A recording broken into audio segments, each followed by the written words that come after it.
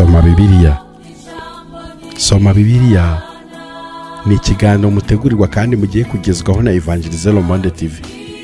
Ikiganiro kije mu rwego rwo gufasha abasomyi ba Bibiliya cyangwa abandi bantu bose bagize icyifuzo n'igitekerezo cyo gusoma ijambo ry'Imana ariko ntibabaje kugera ku iyo ntego. Ushobora kuba warayisomye ukayigeza hagati, ushobora kuba warabitekereje kuyisoma ariko ukabura umwanya.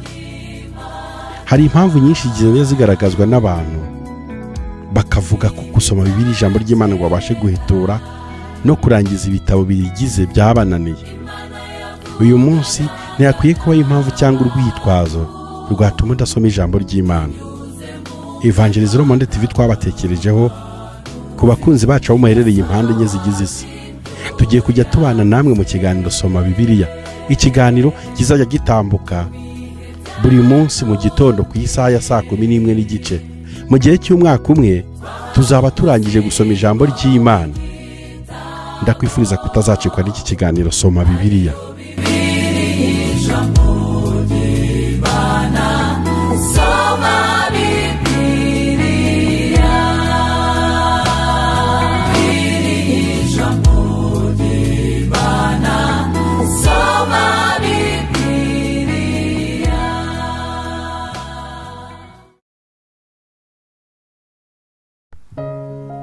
Soma Bibiliya.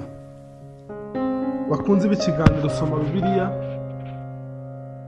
uyu munsi tugiye gutangira igitabo cya Samueli wa kabiri. Samueli wa kabiri igice cya mbere. Umutwe w'amagambo uravuga ngo Dawidi abikirwa ko Sawuli na Yonatani bapfuye. Nuko Sawuli aratanga kandi Dawidi atabarutse avuye kwica Abamaleki ageze i Sikulagi ahasibira kabiri. Ku munsi wa gatatu haza umugabo uvuye mu rugendo rwa Sawuli ashishimiye imyenda yisize umukungugu mu mutwe, ageze kuri Dawidi yikubita hasi aramuramya. Dawidi aramubaza ati, uraturuka he? Aramusubiza ati, ncitse ku icumu mu rugendo rw'Abisirayeli. Dawidi aramubaza ati, byagenze bite? Ndakwinginze mbwira. Aramusubiza ati, abantu bahunze ku rugamba kandi benshi muri bo baguye mu ntambara barapfa. Sawuli na Yonatani umuhungu we nabo barapfuye. Dawidi abaza uwo muhungu amubikiye ati, ariko wabibwiwe n'iki ko Sawuli na Yonatani umuhungu we bapfuye?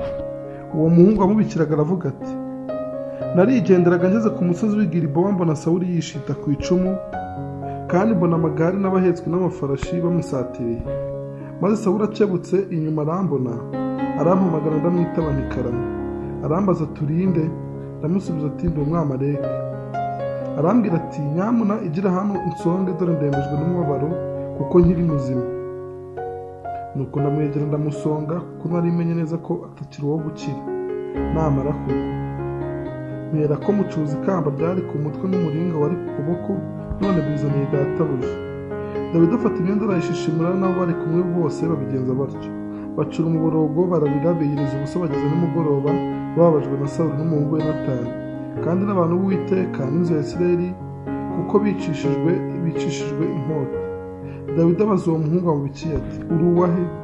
Ndi umwana w'Umwamaleki w'umunyamahanga. Dawidi aramubaza ati, ni iki cyatumye udatinya ugahangara kurambura ukuboko kwica umuntu Uwiteka yimikishije amavuta? Dawidi ahamagara umwe mu basore ati, mwegera umusumire. Aramusogota arapfa.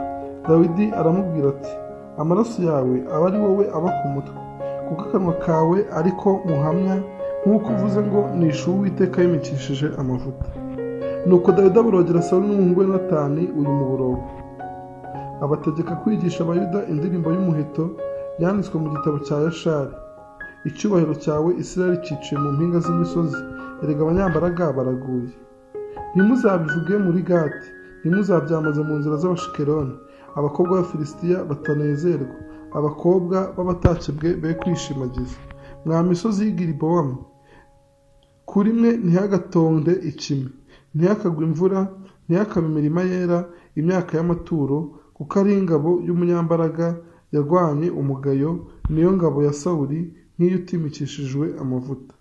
Umuheto wa Yonatani ntiwasubiraga inyuma ngo uve ku maraso y'abishwe no ku banyambaraga b'ibihangange, kandi inkota ya Sawuli ntiyavukaga. Sawuli na Yonatani bari beza, bafite igikundiro bakiriho, kandi mu ipfa ryabo ntibaguye ukubiri. Bari abanyamuvumbuko kurusha ikizu, bari abanyamaboko kurusha intare. Bakobwa ba Isirayeli nimurire Sawuli, wabambikaga imyenda y'imihemba yo kuririmbana, waririmbishaga imyambaro yanyu izahabu. Erega abanyambaraga baguye mu ntambara hagati. Yonatani yicaye mu mpinga z'imisozi yawe. Unteye agahinda mwene data Yonatani, wambere w'igikundiro bihebuje. Urukundo wankundaga rwari igitangaza, rwarutaga urukundo rw'abagore. Erega abanyambaraga baraguye n'intwaro zabo zirashize. Samweli wa kabiri igice cya kabiri. Umutwe w'amagambo uravuga ngo Dawidi yimikwa n'Abayuda. Hanyuma y'ibyo Dawidi agisha Uwiteka inama ati, mbese nzamuke ajye mu mudugudu umwe mu y'Abayuda? Uwiteka aramubwira ati, zamuka. Dawidi ati, njye he? Aramusubiza ati, i Heburoni. Nuko Dawidi azamukana n'abagore be bombi, Ahinowamu w'Iyezereli na Abigayili wari Mukanabari Umunyakarumeli, kandi n'abantu bari kumwe na Dawidi bose arabazamukana, umuntu wese n'abo mu rugo rwe, batura mu mudugudu w'i Heburoni. Bukeye Abayuda baraza bamwimikishirizaho amavuta kugira ngo abe umwami w'umuryango w'Abayuda. Bukeye babwira Dawidi bati, ab'i Yabeshi y'i Galeyadi nibo bahambye Sawuli. Nuko Dawidi atuma intumwa ku b'i Yabeshi y'i Galeyadi arababwira ati, muragahirwa n'Uwiteka kuko mwagiriye shobuja Sawuli imbabazi mutyo mukamuhamba. Nuko Uwiteka abagirira imbabazi n'umurava, nanjye nzabitura iyo neza kuko mwagize mutyo. Nuko none mugire amaboko mu b'intwari, kuko shobuja Sawuli yapfuye, kandi ab'umuryango w'Abayuda banyimikisha amavuta ngo mbe umwami wabo. Bukeye Abuneri mwene Neri, umugaba w'ingabo za Sawuli, yari yarajyanye Ishibosheti mwene Sawuli, aramwambutsa amujyana i Mahanayimu, amwimikira ngo abe umwami w'i Galeyadi n'uw'Abashuri n'uw'Iyezereli n'uw'Abefurayimu n'uw'Abenyamini n'uw'Abisirayeli bose. Kandi Ishibosheti mwene Sawuli yari amaze imyaka 40 ubwo yimaga muri Isirayeli, amara imyaka 2 ari ku ngoma. Ariko umuryango wa Yuda wayobokaga Dawidi. Kandi igihe Dawidi yamaze i Heburoni ari umwami w'umuryango wa Yuda ni imyaka 7 n'amezi 6. Bukeye Abuneri mwene Neri n'abagaragu ba Ishibosheti mwene Sawuli barimuka bava i Mahanayimu bajya i Gibeyoni. Yowabu mwene Seruya nawe n'abagaragu be ba Dawidi barasohoka, bahurira nabo ku kidendezi cy'i Gibeyoni, bicara hasi, bamwe hakurya y'icyo kidendezi abandi hakuno yacyo. Abuneri abwira Yowabu ati, ndakwinginze abasore bahaguruke batwiyerekere. Yowabu ati, nibahaguruke. Nuko barahaguruka barababara, abo mu ruhande rwa Benyamini n'abagaragu ba Ishibosheti mwene Sawuli baba 12, kandi abo mu ruhande rwa Dawidi nabo baba 12. Bahera ko barasakirana, umuntu wese asingira umutwe wa mugenzi we, batikagurana inkota mu mbavu, bacuranguriraho icyarimwe. Nicyo cyatumye abantu bahimba Helikatihasulimu hari i Gibeyoni. Uwo munsi haba intambara ikomeye cyane, Abuneri n'Abisirayeli baraneshwa, bahunga abagaragu ba Dawidi. Kandi bene Seruya batatu bari bahari, ni baba Yowabu na Abishayi na Asaheli, kandi Asaheli uwo yari nyakayaga nk'isirabo yo mu gasozi. Nuko Asaheli akurikira Abuneri, agenda adakebakira iburyo cyangwa ibumoso ngo ateshuke Abuneri. Abuneri akebutse inyuma aravuga ati, Asaheli we, mbe ni wowe? Nawe aramusubiza ati, ni njye. Abuneri aramubwira ati, gana iburyo aho cyangwa ibumoso ufate umusore umwambure intwaro ze. Ariko Asaheli yanga kumuvirira. Abuneri yongera kubwira Asaheli ati, nyura hirya w'inkurikire, mbese nagutsinda aha waba uzize iki? Uretse ibyo nakubitana amaso nti na Yowabu mwene so. Ariko yanga guteshuka, nicyo cyatumye Abuneri amutikura umuhunda w'icumu rye ku nda rigahinguka inyuma. Asaheli yikubita hasi agwaho. Abantu bageze aho Asaheli yaguye barahagungirira. Ariko Yowabu na Abishayi bakurikira Abuneri. Bageze ku musozi wa Ama uteganye n'igiya mu nzira ijya mu butayu bw'Igibeyoni, izuba ribarengeraho. Nuko Abenyamini baterana kuri Abuneri, baba umutwe umwe bahagarara ku mpinga y'umusozi. Abuneri ahamagara Yowabu aravuga ati, mbese inkota izahora ibaga iteka? Ntuzi ko amaherezo yabyo azamubabara usharira?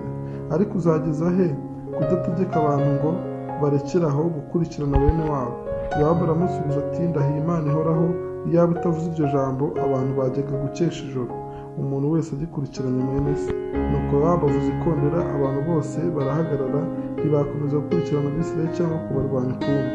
Nuko Abuneri n'ingabo ze bagenda ijoro ryose banyura muri Araba, bambuka Yorodani banyura i Bitironi yose, basohora i Mahanayimu. Yowabu nawe aragaruka arorera gukurikira Abuneri. Amaze guteranya abantu bose abagaragu ba Dawidi, haburamo abantu 19 na Asaheli. Ariko abagaragu ba Dawidi bari banesheje Ababenyamini n'ingabo za Abuneri kandi bishemo abantu 360. Nuko baterura Asaheli bamuhemba mu mva ya se i Betelehemu. Yowabu n'ingabo ze bahera ko bagenda ijoro ryose bucya bageze i Heburoni. Aha niho dusoreje ibice bibiri by'uyu munsi. Tubashimira ko mwabanye natwe, tubibutsa gukomeza gukora subscribe kuri Evangelizera Monde TV kugira ngo tubabwize bukomeze kwamara ku isi yose. Murakoze.